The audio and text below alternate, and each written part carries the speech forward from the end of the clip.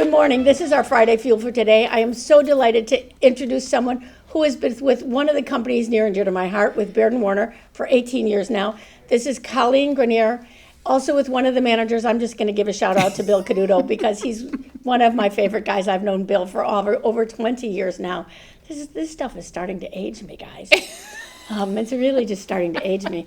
We have an audience this morning, and so I'm going to ask you first, Coleen, will you just introduce yourself and tell a little about, even just go backwards a little bit, and what made you decide to be a realtor?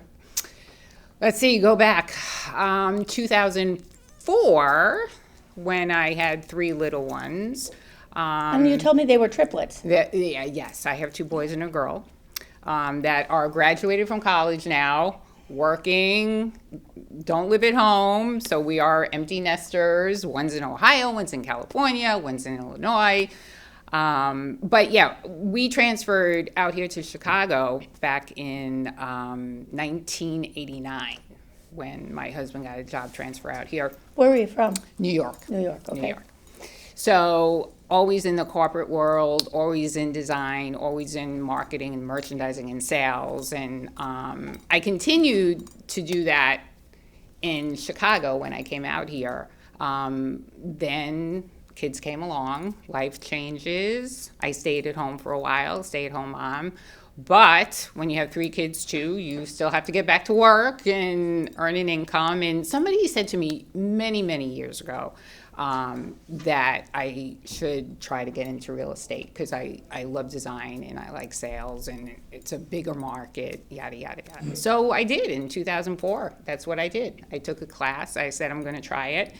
And here I am 18 years later and still with Baird & Warner. You know, one of the things you said is one of the interesting trends we're seeing in real estate today. You have 3 grown-up kids, and they're in 3 different places. Yes. It's one of the trends that we're seeing again, and one of the interesting things that we're seeing is one of the trends in real estate is the kids used to come back home and live near the parents, and now we're starting to see the parents go leave here or go where they raised their kids and go live there. Right. Are you thinking of moving to go live where one of your kids you said was in California, didn't you? In California. Where the weather is nicer than here. In Marina Del Rey. Oh, who nicer. would not want to be there? But, you know, they're still going through their lives and they have new jobs too. So my husband and I always say, you know, if we downsize, where would we go? Do we want to stay here in Illinois? Do we want to go to the warm weather? Where do we want to go? So that's still all being figured out. They're only going to be 24. And I'm very happy here. I like what I'm doing. He likes what he's doing. I have no plans on retiring anytime soon. There's still bills to pay, and I love doing what I'm doing. It's one of the trends that we're seeing in real estate, but there's a lot of different things going on in real estate right now. Right. One of the trends, and we were talking about this earlier before we began, right. One of the trends, and it's kind of a funny one for those of us who've been in real estate a long one, is this terrible bemoaning of, oh my gosh, the interest rates are so high. How will we ever deal with interest rates that are so high? Right. I always say, my first house that I bought years ago was at 18%.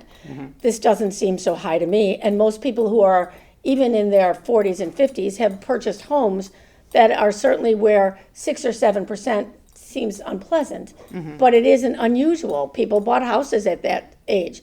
What are you seeing in your markets going on with people buying?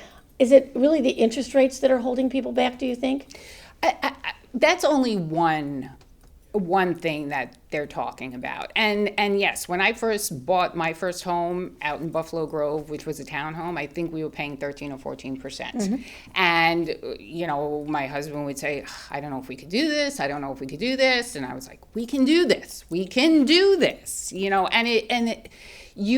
Anybody can do this. If they have the right help and the right mindset and it's what they want to do, it can get done.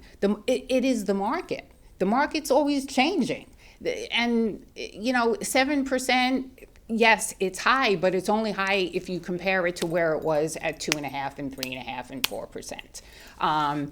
And there are programs out there. There are things you can do, and you just really have to find the right agent to help you walk through it.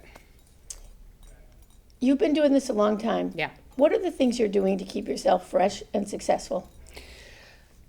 there's so many things that have changed over the years. I mean, social media is one of them. Are you using social media a lot?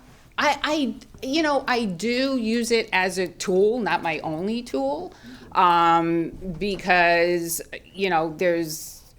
you still have to be face to face and get that one-on-one recognition and that likability and that trust that you can get with somebody face to face. You can't get that in social media. You can, put your name out there and your history and what you've done and your testimonials and everything, but you have to make that connection one-on-one.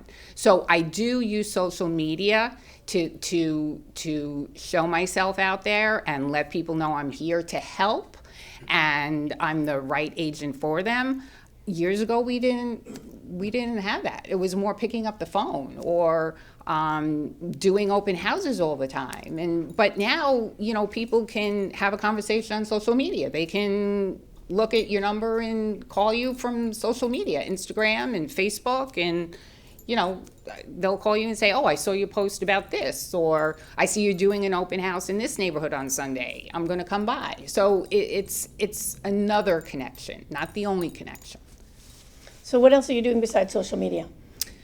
Are you doing open houses? Oh, I still do open houses. Oh, absolutely. I still do open houses. And I do pop-bys a lot too, which is a lot of work, to go out and do a pop-by and find something that your new clients or your past clients would like given the time of year. So, for instance, I just did one little box of candy with my name on it, my picture on it, and dropped it by to different clients on their patio or left it on their doorknob, and then I would get text messages. "Thank you so much for leaving this on my patio, and I appreciate it." And so it's just that other touch that you want them to remember you and they know that you're still thinking of them even though the transaction is closed. Or I dropped it by somebody in Arlington Heights that, she's not ready yet. There's family things going on, but she was so thankful. Is most of your business at this point, since you've been in business a while, is it most of it referral business, or are you still getting new business? I am getting new business, but being that I've been in this for 18, 19 years now, a lot of over the past 2 years has been referral. Mm-hmm. I can't deny that, but so thankful for that because these clients that I worked with 5, 6 years ago, to have a referral from them, friends or family, it's great. Okay. That's what you work so hard for. What else is going on in the market? I know there are lots of different things going on in the market. Mm-hmm. Short of inventory, what are you doing to find, if I came to you and said, I need to find a house. Mm-hmm. So you look in the MLS. Mm-hmm. You don't see much in the MLS. What else are you doing to help me find a house? I think, you can look in the MLS and see what's going on in certain subdivisions or certain areas. But if there's just one house in that area or subdivision, maybe somebody knows, a neighbor knows that, oh, they're selling. Maybe I want to see what their house sells for. Maybe that'll turn something in their head that maybe we should list too, or maybe we should talk to somebody too. So don't stop, doing a pop-by like I do, or knocking on a door, or sending a flyer when you're doing an open house to like the whole neighborhood, so that you may not know that they're thinking about listing, but if there's just one listing in there or one listing a mile away, they could be very well interested. So don't think, just because you have a listing over there that there's nobody else around the neighborhood that wants to list. You just have to be proactive and get your name out there and send them some information. It seems to me what you're saying is you've got to be more proactive now than you've been before. Right. You do, because there's no inventory. And everybody has, a lot of agents have buyers right now, and that's all good for them. But, you got to teach your buyers to be patient right now. That's something else then, too. Yeah. It's patience right now, especially in the fourth quarter of the year, where there's even less inventory. than we had in the spring. So it's hard, but you got to keep the communication going. And now too, we have the private network that, some homes are on there. So yeah, and reach out to other agents. Hey, I have a buyer in this area. Do you have anything coming up? So Okay. you just got to put your feelers out there. I've been thinking a lot about likability and authenticity with agents. How important it is for agents to be likable or to have authentic relationships. Can you speak to that a little bit about those kinds of qualities that that clients are looking for in their agents? Yeah, that's huge. The likability, but also the trust. I mean, do I want everybody to like me? Yeah, I want everybody to like me, but I want them to trust me. I'm not here to make. I have friends. I have lots of friends. So that's good. I'm good on the friend thing, but I want clients to like me, and usually down the road we'll become friends, and that's part of the process. But I want them to trust me, and I even put in my bio, I think that I am frank, and I say how it is, but I do it professionally, and I think that's taken well on the other side, because they know I don't beat around the bush and I don't look through rose-colored glasses. So that honesty and that trust, I think, is very important. When a client says to me, and this happened a couple times, that they say, Coleen, you knew better than what we wanted than we did. In other words, I was helping them find a house and they were kind of all over the place and they didn't know. I kind of knew better what they needed, and I found it for them more than they knew themselves. So I think that's important in a realtor, when you can just look at your clients and know what they need, and find it for them better than they ever would have had. Okay. If I'm a brand new agent, what advice do you give me to get started? As a brand new agent right now, I mean, things are so different than when I started. And I think, What did you do to start? What were the things that you did when you started? I went to every training. I asked a lot of questions. I went to, many office meetings, even when Steve Baird came in and gave his insight on what the market was doing, which he used to do every 6 months, and now with Zoom, it's done over Zoom. But I think you have to absorb as much information as possible, and that includes reading. Even things like Chicago Agent Magazine, or things that NASBAR posts, or what's happening in the market, and on CNBC, the housing market. And it may be all gloom and doom, but if you know the market and you can talk about it, again, people will trust you. Okay. All right, so they should go, so that's what you did. Right. So what you're telling me is they should go to trainings. Right. Constant trainings, lots of reading, practice on your friends or your family. If you have a listing appointment and you're nervous, practice on somebody. Because I think you need that confidence, and that confidence is going to come over years. You're not going to be confident on your first listing appointment, taking your first buyer out. So you really have to, feel that from the inside, and then they'll feel it. And again, the other thing is mentors. I think a lot, when I started, there weren't a lot of mentors. I think there are more mentors today, that people can talk to, and whether it be a team or an individual agent, just absorb as much information as possible. Everybody has their own shtick. Everybody does things a little bit differently. And you're going to, as a new agent, they're going to do things a little bit differently too, because the market's different than it was 18 years ago when I started. But if you have questions, ask the questions. Don't go and try and do it,